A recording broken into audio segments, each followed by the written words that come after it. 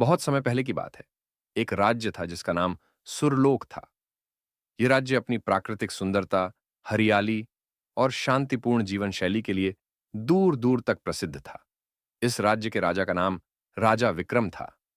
राजा विक्रम न केवल अपने सामर्थ्य, साहस और दूरदर्शिता के लिए प्रसिद्ध थे, बल्कि उनका न्यायप्रियता और प्रजा के प्रति उनकी भक्ति भी लोगों के दिलों में बसती। राजा विक्रम का जन्म एक साधारण परिवार में हुआ था।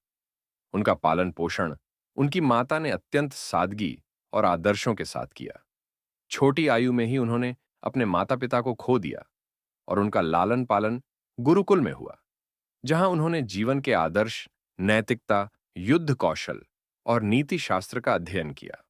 गुरुकुल के प्रधानाचार्य ने उन्हें न केवल युद्ध कौशल बल्कि एक आदर्श राजा बनने के गुण भी सिखाए।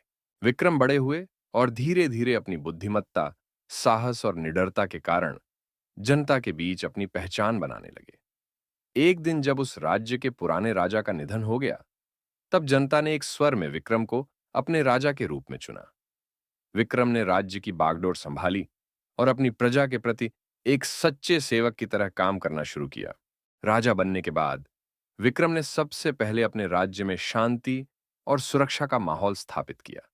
उन्होंने कई सुधार किए, जैसे कि गरीबों के लिए मुफ्त अनाज वितरण, शिक्षा की अनिवार्यता और युवाओं के लिए प्रशिक्षण केंद्रों की स्थापना।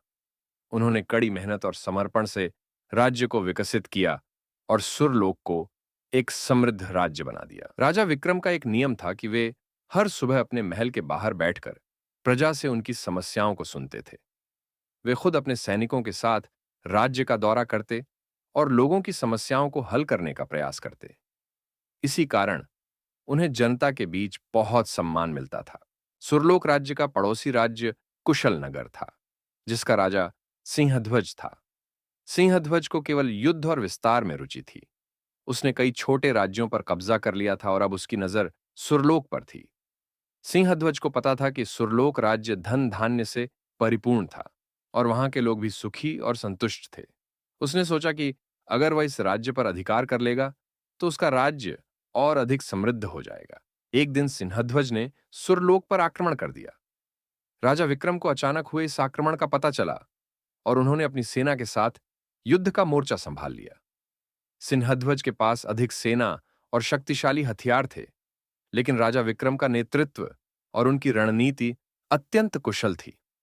उन्होंने अपने सैनिकों का मनोबल बढ़ाया और कहा, हम युद्ध में तभी सफल होंगे जब हम एकजुट रहेंगे और अपने राज्य की रक्षा के लिए समर्पित होंगे। युद्ध कई दिनों तक चला। राजा विक्रम ने कई योजनाएं बनाई और दुश्मन के छावनियों पर हमला किया।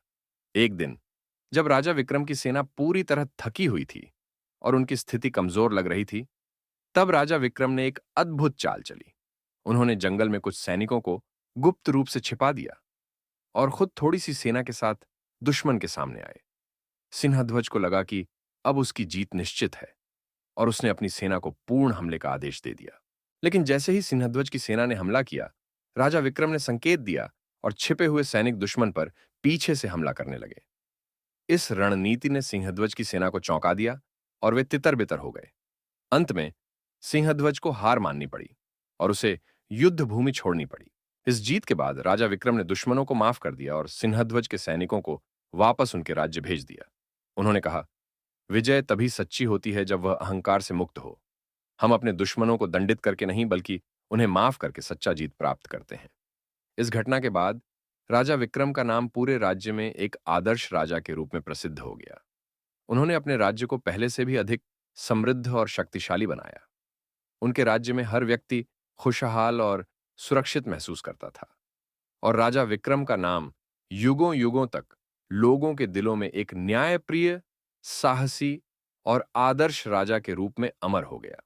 यह कहानी हमें सिखाती है कि सच्चा राजा वही होता है जो अपने लोगों की सेवा करता है और अपने राज्य की रक्षा के लिए किसी भी हद तक जा सकता है। राजा विक्रम का जीवन और उनके संघर्ष का उदाहरण हर व्यक्ति को प्रेरणा देता है कि हमें अपने कर्तव्यों को पूरी ईमानदारी और साहस के साथ निभाना चाहिए।